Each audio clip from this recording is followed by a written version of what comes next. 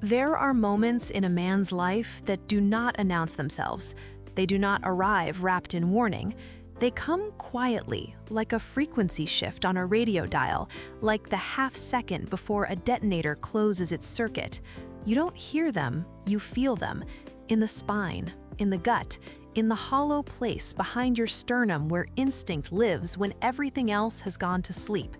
For Agent Kade, that moment came through a radio. Repeat target is mobile, do not engage lethally. Those 5 words, that single, clear command. He had heard 1,000 orders in his career, instructions that sent men into buildings, across borders, into situations where the margin between breathing and not breathing was measured in milliseconds. He had followed them without hesitation, without question, because that was what the work demanded. Not thought, not feeling, precision, obedience, the clean, mechanical click of training over instinct. But something was wrong about this one. He couldn't have told you what it was. Not yet.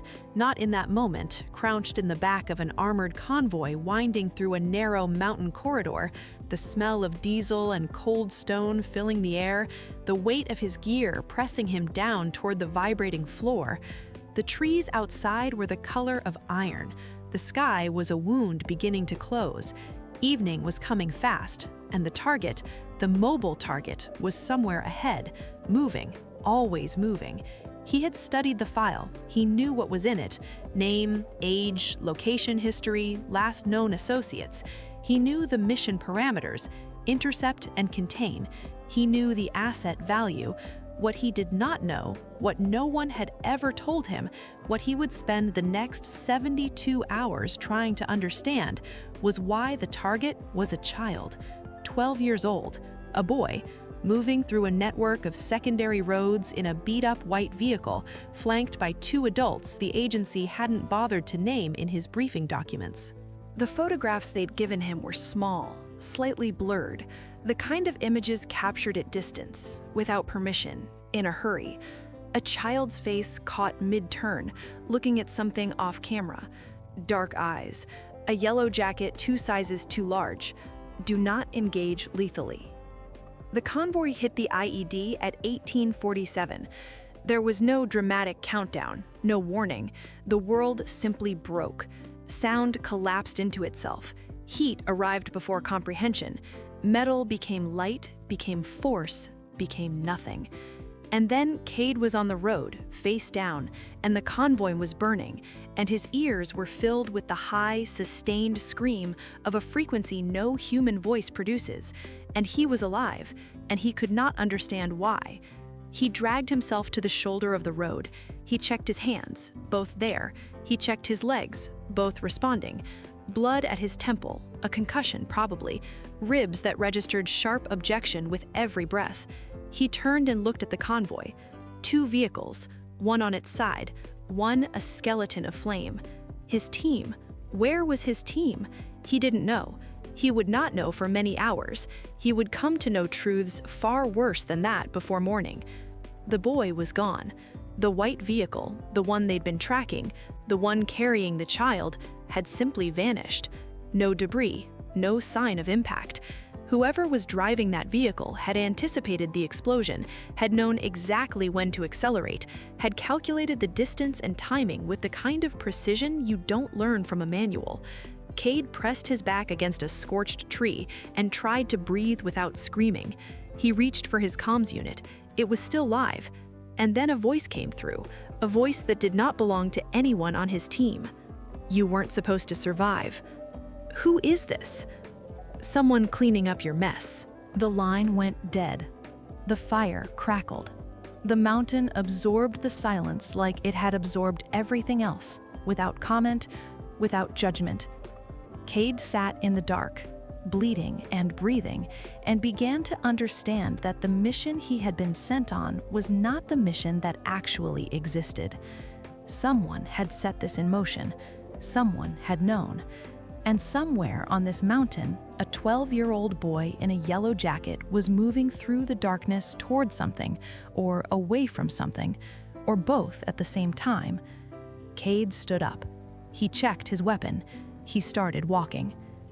There is a particular kind of loneliness that belongs only to operatives in the field after contact, after the plan has dissolved, after the people who were supposed to have your back have either gone silent or turned against you.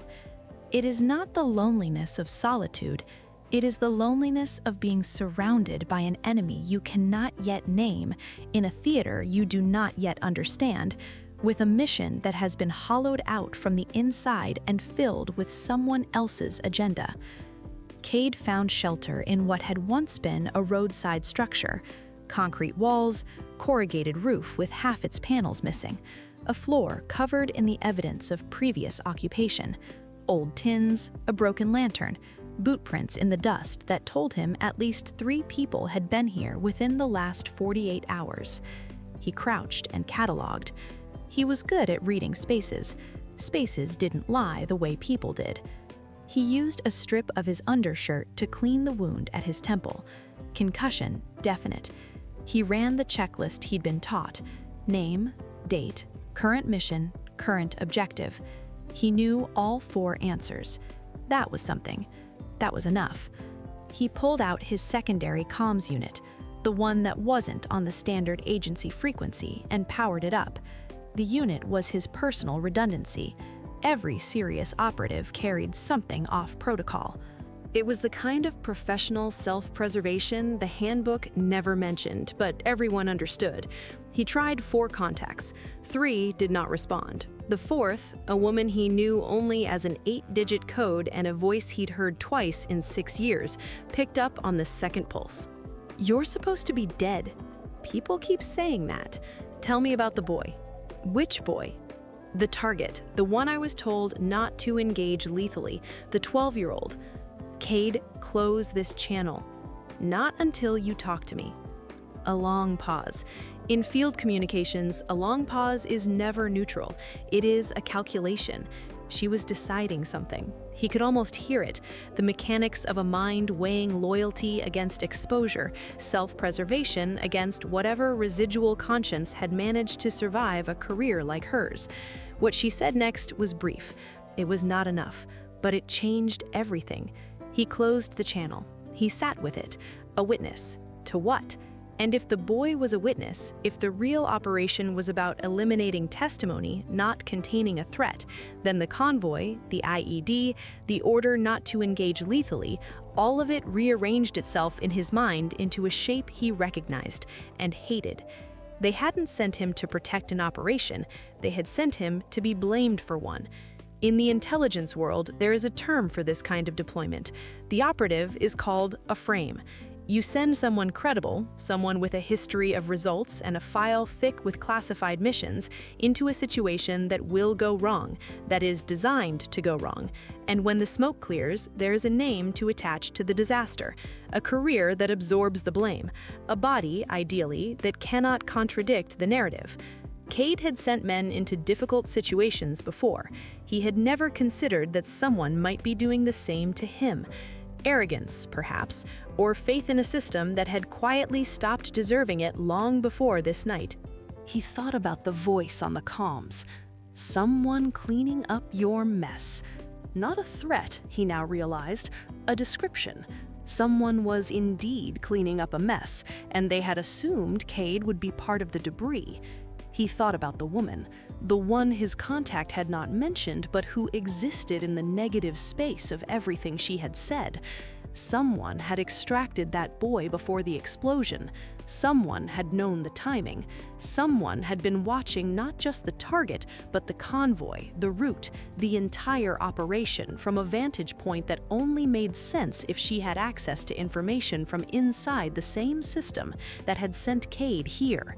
He spent 3 hours in that structure. He did not sleep. He mapped what he knew against what he suspected, and he tried to locate the seam where fact became inference, became speculation. He drew lines in the dust with a stick the way he'd once drawn mission plans on whiteboards in briefing rooms that smelled of recycled air and bad coffee.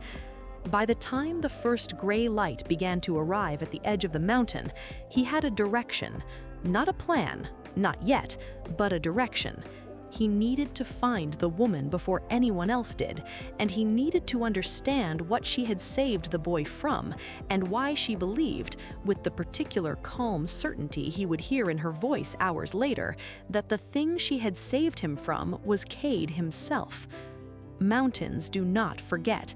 Every road cut into them, every structure built against their faces, every human act that takes place in their shadow, it all leaves a trace.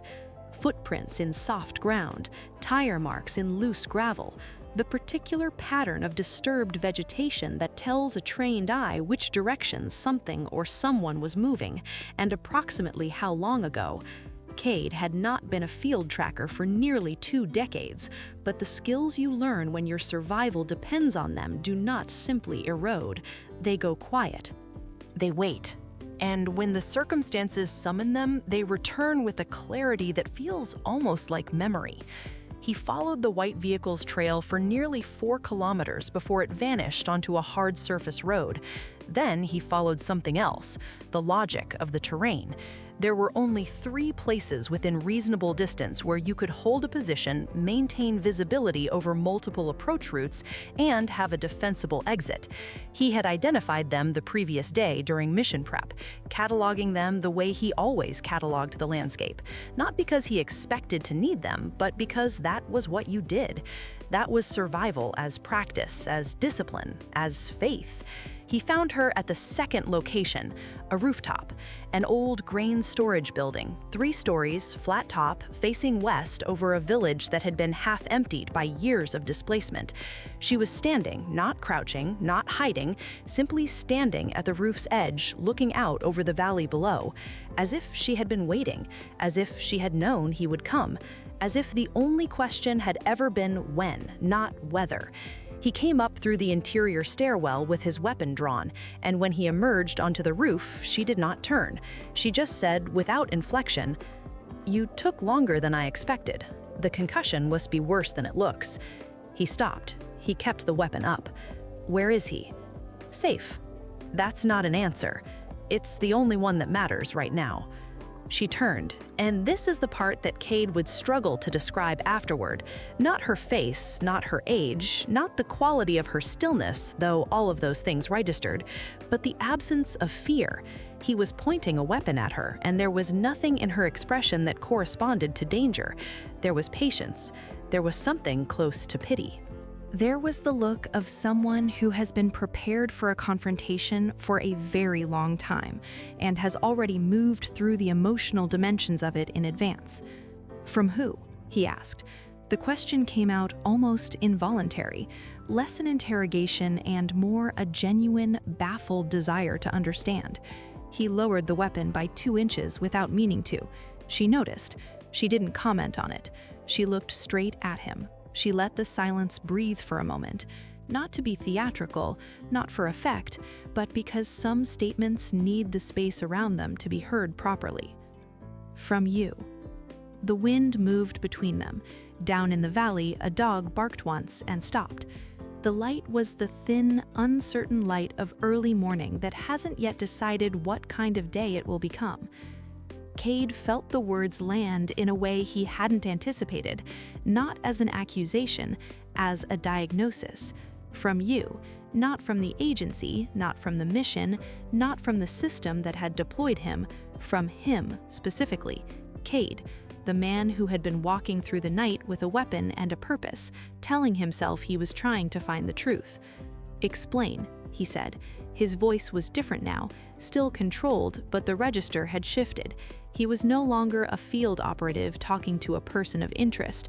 He was, for the first time in a very long time, someone who genuinely did not know what came next.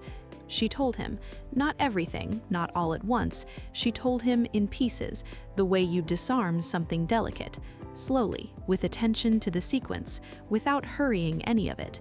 And as she spoke, the mountain absorbed their voices, and the sky continued its quiet brightening overhead, and the story of the mission, his mission, the one he thought he understood, dissolved completely, and something far more terrible and far more human took its place.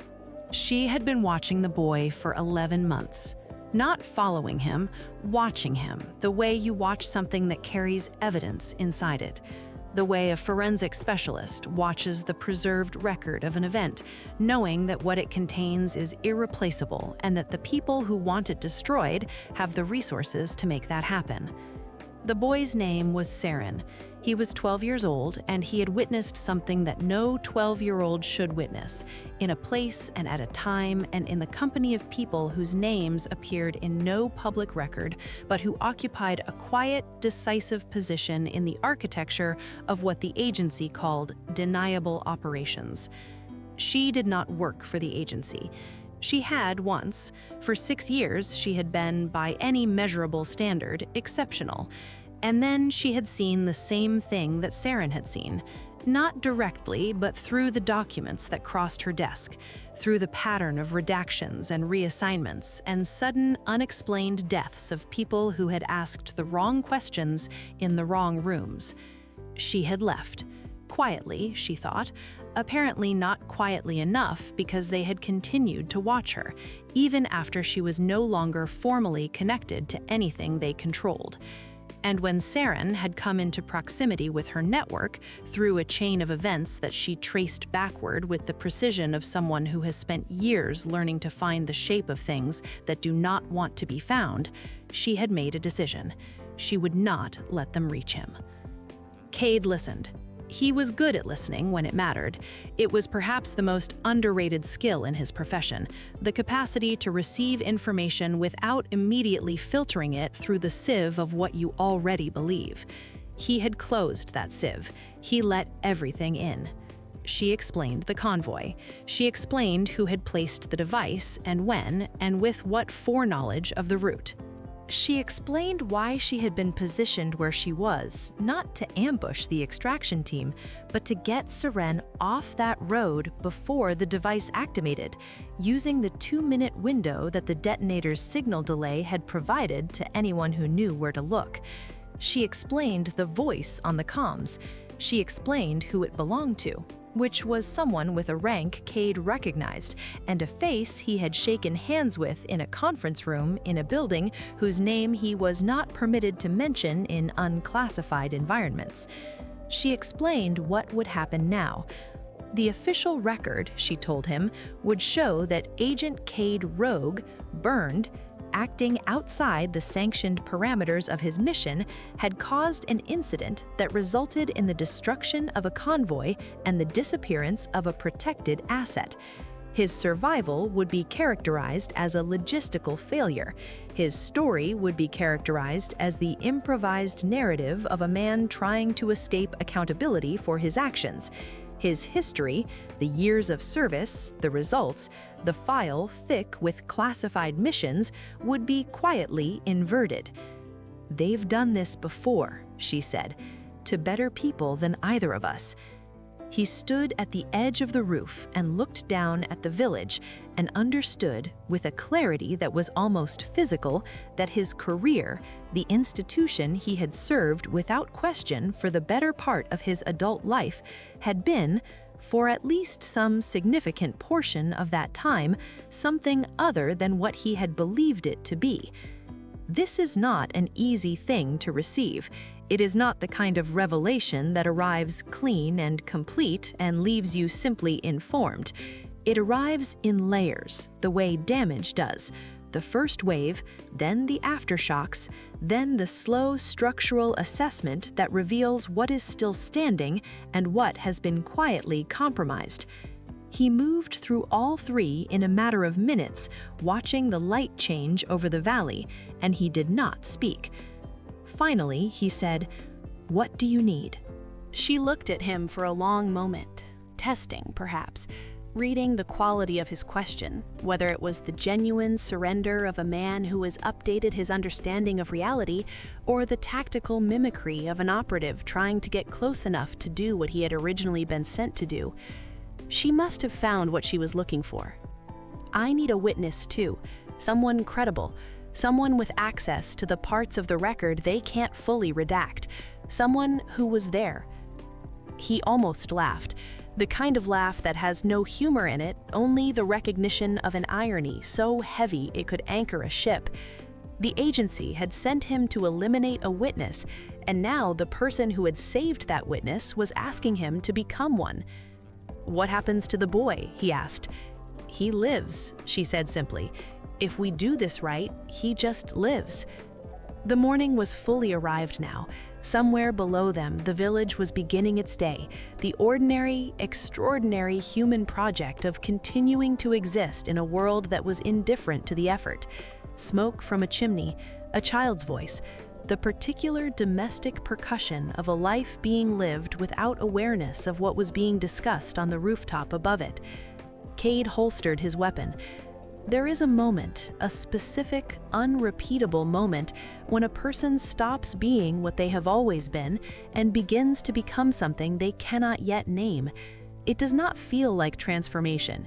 It feels like loss initially, like something being removed, like the quiet, specific grief of discovering that the map you have been using to navigate your life has been drawn to serve someone else's interests.